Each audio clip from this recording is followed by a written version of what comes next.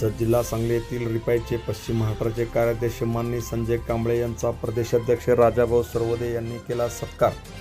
जत जिल्हा सांगली येथील रिपाईचे ज्येष्ठ नेते माननीय संजय कांबळे यांची पश्चिम महाराष्ट्राच्या रिपाईच्या कार्याध्यक्षपदी निवड झाल्याबद्दल आज राज्याचे प्रदेशाध्यक्ष माननीय राजाभाऊ सरवदे यांनी त्यांचा सत्कार केला।